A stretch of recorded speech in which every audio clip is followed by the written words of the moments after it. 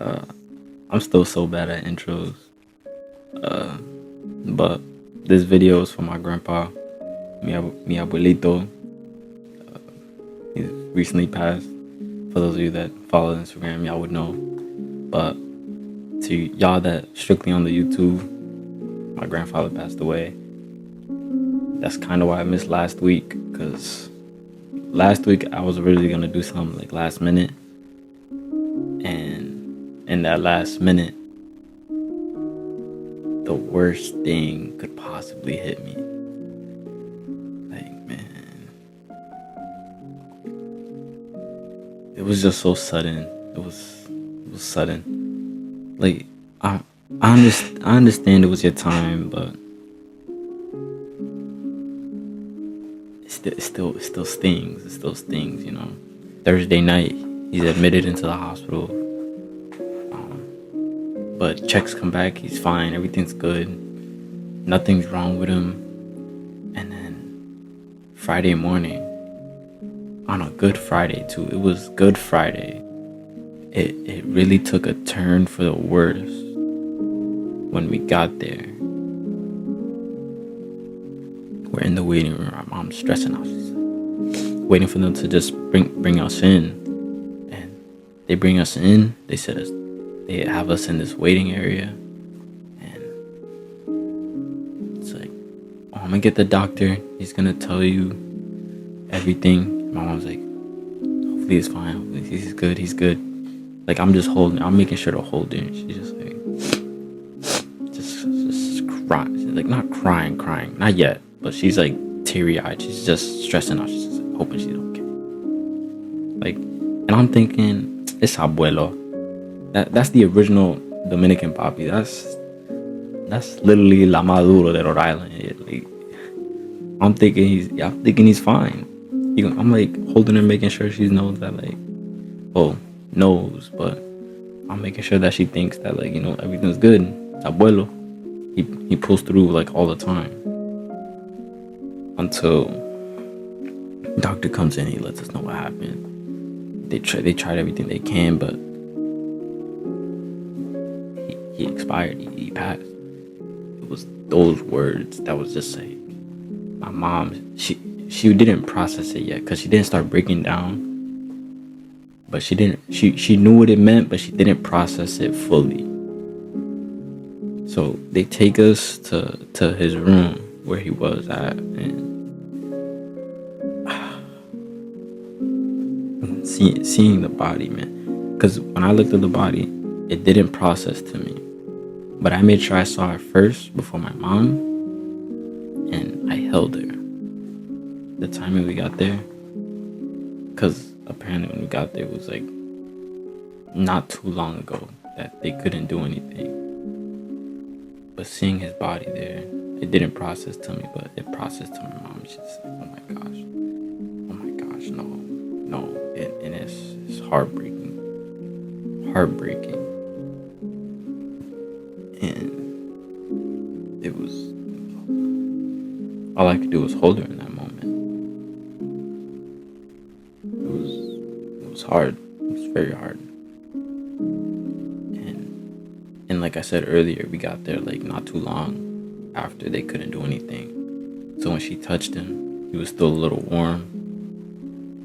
And seeing my mom trying to tell him to get up, it broke my heart. Because I knew he was gone. I knew he was gone. But grieving in that moment is hard. Levántate, get up. Papi, wake up. He's still warm. He's alive. He's still warm. He can get up. I'm like, I'm just trying to get her off of him.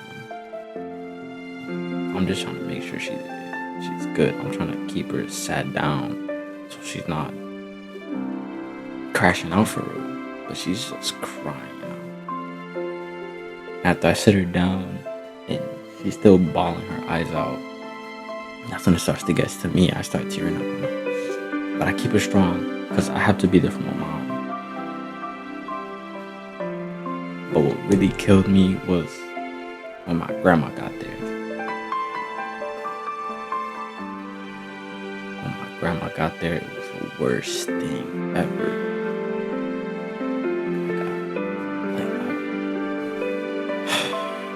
Like I couldn't tell who it hit harder, my mom or my grandma. Cause my grandma, when she got it, before she walked into the room, I stopped her. I stopped her right there. That's what I did to everybody who got there. I stopped them first, and I'm like, you gotta mentally prepare yourself. You have prepárate. You prepare yourself, cause and she starts crying. She said, déjame ver. Let me see him. And I'm like, are you sure? Are you ready? See, yes. I walk her in and she just falls. I'm like, somebody come help me bring her up. She's just like screaming. She's like, hi. You left me twice now, because I was her ex-husband. I was the father of her kids, and he left her before. Now he left her physically. Now he left her spiritually, basically. You left me twice. No puede ser, can't be. And I'm just trying to be there for her. I'm like, abuela, está bien, ¿no? Está bien, tú estás bien, you're good. And it was so heartbreaking for me to hear my mom and my grandma like that. We're just holding her. Our mom's still crying over there. Grandma's crying. I'm trying to sit her down. And so on and so forth. More people came. I told them, prepare yourself before you get in there. I kept it strong, and then, more people there, more people comforting each other, more people being there for each other. Like, it really hit his kids hard. It hit my tío, my tía, and my mom really hard. Like, seeing my uncle like that was horrible. That's the first time I see my uncle really cry like that for real. He said it felt surreal. It didn't feel real. But, it all happened. But then after, like, everything was like starting to calm down a bit, I called the one person I always go to, and that's Jeremy. I called Jeremy. I'm like, yo. And the second he says yo, I just start crying. I couldn't bear it, cause it's like the second you talk to that person you're always talking to about your problems and all of that, the second you're talking to that person where you could just let it all out and stuff, it just comes out by itself. You don't even have to mention anything, it just comes out. He says, yo, what's up, papa? And I'm like, yo, what's up, papa? And I'm like, I start crying. I'm like, hold on. I'm crying. Like, I'm dead bawling my eyes out. I can't control it anymore. Like, I can't hold it in no more. I'm crying.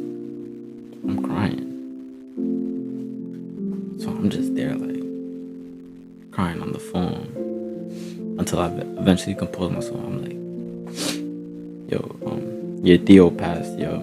Your tío passed. He's like, you're serious? And he kept it strong for me because he knows I need him. He needs me, but he kept it strong. But in those type of moments, we know to keep it strong for the other person. Because if he's crying, I'm going to keep it strong for him. If I'm crying, he's going to keep it strong for me. So he kept it strong for me. He's just, yeah. And then eventually I invite my other cousin, my tío's son. I invite him to the call. I let him know what happened. He's just like, damn, man. And eventually I get off call and I find out he called my auntie, his auntie. He called his auntie, and I found out that he was crying about it, but he had to keep it strong for me. So I go back to being the backbone for everybody. I'm keeping everybody up, and it just kind of like everything was good. I was keeping everybody afloat, and then I'm like, I gotta call my dad. Mind you, I'm perfectly fine after this. I gotta call my dad. I call my dad. He answers, and just seeing him again, I'm like, I start crying. I just start crying. Same way I cried with Jeremy, but worse, because I had to step outside. I had to just, I was, it felt so much different. I'm like, I can't keep being so, like, after I stopped crying on the phone, I'm like, hold on. Like, I'm dead bottom my eyes out. I'm crying on the phone. Like, when I tell you I was crying on the phone, I was crying on the phone. But after I finished, I let him know, I'm like, bye. My grandpa died. I can't keep being strong. I can't. I'm just like, machete. That hurts me to see that, man. I'm sorry, man. It pains me to see you like this. Just like he's trying to be as comforting as possible, but he's trying not to get too into it because he's at work and he don't want to start crying at work. Because my dad's a very emotional person, but he's also a very strong person. Like I don't know how to explain it, but if you sit him down, he'll have a real deep conversation with you to the point where y'all can start crying together. But on the exterior, he's very solid. He's a very solid person, very firm person you can rely on. But I know that him seeing me like that would break him again, because he's seen me like that before and he would just start crying. He hates to see me crying, but that happens and I'm like, damn, I break down. Like, this whole thing has been an ordeal for us, man. But my abuelo's passing did hit us all hard. His funeral's coming up. Pero Abuelito, man, I love you, bro. Like, one thing that'll always eat at me is that I always felt so obligated to see you. I never just wanted to see you out of my own accord. It would just be like, you want to go to grandpa's with me? I'm like, I'll go. But I always felt so obligated to be there that whenever I was there, I would just go to the spare bedroom and I would just sleep or stay on my phone the whole time. That's something that's always gonna eat at me. I'm sorry I wasn't really there for her, but tú sabes que te quiero. You know I love you.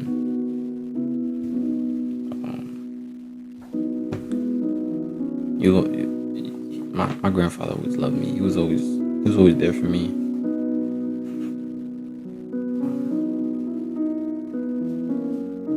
Like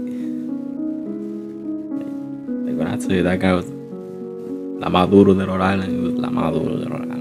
El tolete original, ya tú sabes, loco, ya tú sabes. He in my eyes, he's the original Dominican Papi, nigga. He had un flow presidente, ya tú sabes. Un flow presidente. I love that man. I just wish I was more in tune with him. Cause I be hearing his stories, man. This man did not give a damn.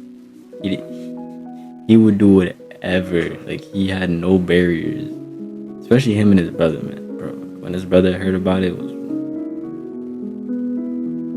it took a toll on him, man. Seeing my tío cry, cause I don't spend enough time with my tío, so when I saw him crying, I'm like, it's real.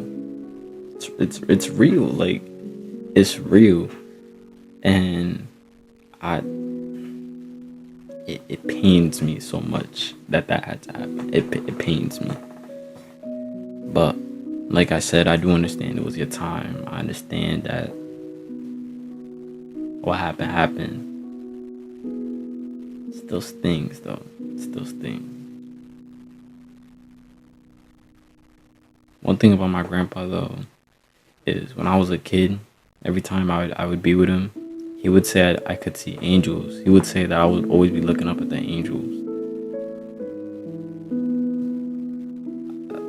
I never understood it until I started seeing the videos and it started to make sense a little bit. But that's the one thing I would always remember that was told to me about my grandfather, that he would always say that I saw angels whenever I was with him. Because I'm always just looking up at the sky and there's nothing there. I'm looking up at the ceiling, the sky, whatever, and there's nothing up there. But every time I'm with him, I'm looking up.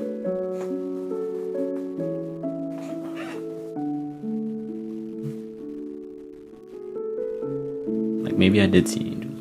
Maybe I knew there was angels around him, protecting him, because he went a long time. He went a long time. Like, the fact that he didn't give up for all this time is amazing. Because suffering with Parkinson's,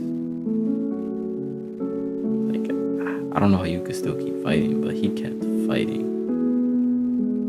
He kept fighting. My grandfather's is one of a kind, man. And he loved hanging with us so much. He was always so happy the second one of us came around to say, "Familia." Something like that. But I love my grandfather. Te amo, abuelito. Tú sabes que tú eres la más heavy. El que tiene un flow presidente, ya tú sabes.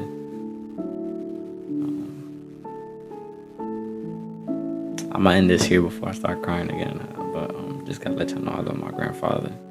He's a great man. Great man. So, yeah. Make sure y'all show some love. Show some love. Thank you. I do want to give a quick thank you to everybody who's been giving their condolences. Yeah, thank you. Thank you to everybody who reached out, said sorry for your loss, all of that. Love y'all, man. Stay safe. Hold your loved ones close always.